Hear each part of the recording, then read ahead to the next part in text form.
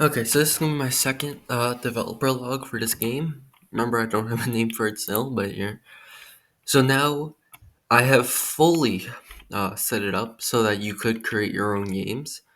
Um, if you look in the folders, now we have this is already deleted, but we have a folder called games, and you just make a game, put it in this folder. There's a lot of stuff you have to make, but it'll be easier once I make some custom game making thing, and you also have a game ID stuff. So now everything's in their separate folders. This is just a preview thing, just to test out to see if it worked. And it did work. So let's. I've also made a main menu interface since the last time, and I fixed several of the bugs, and I added a very chaotic and broken and like schizophrenic AI. So let's open this up. I don't have a name for my game, so it just says logo. None of these buttons work, but the start one does. Um, so now we could just click on a scenario, and see, as this thing, it has the image, and you could substitute the countries. This scenario I haven't made yet, so if I play, it's just gonna have an error. So let's here though it works. So now you could set these to none player, so these just don't move at all. You could set it to the player. You can't have two countries at the player, so set the other one to just an AI. It says the easy AI and the hard AI.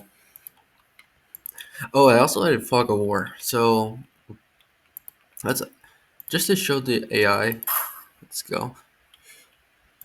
So here's the map. So you can see some of these tiles are have the fog of war. You can't see anything here, and you can see the AI has already decided to move.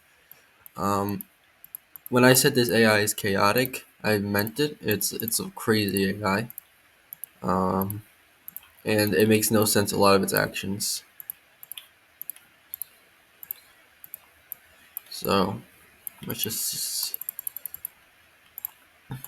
I haven't done many any changes to the map besides the fog of war and the AI. I should not be fighting in Tennessee.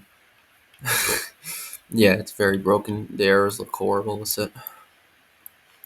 What the hell is it even doing? Yeah, this is probably not the greatest demonstration right now. I shouldn't show the AI while it's in this stage. Yeah, there's so many errors here. What's it? I think once I get it to work though, it won't take that long. I only have to rework it though.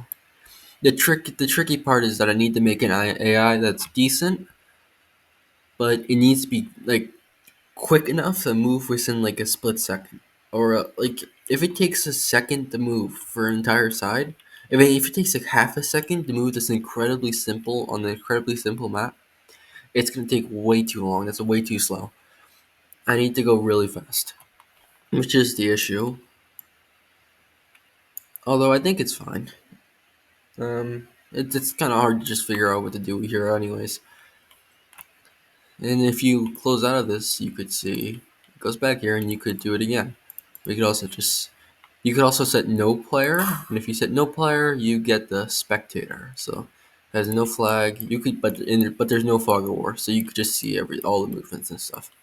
Both AIs are on nothing. There are no AIs, new players at all here. So you know, it's a quick question mark, so it doesn't matter.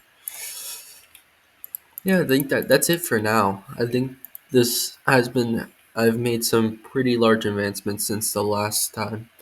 Although I clearly have several things to work on. Related to AI mostly. That's mostly what I'm gonna be working on for the next update. And then probably I'm gonna start trying to work on the government panel. After the government panel, um, probably saving and loading games, and maybe more stuff here. And after that, I don't know.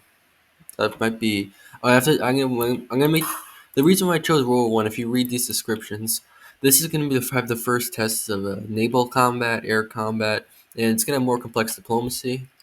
So I think that was it's important that that's the second scenario. Yeah. Okay.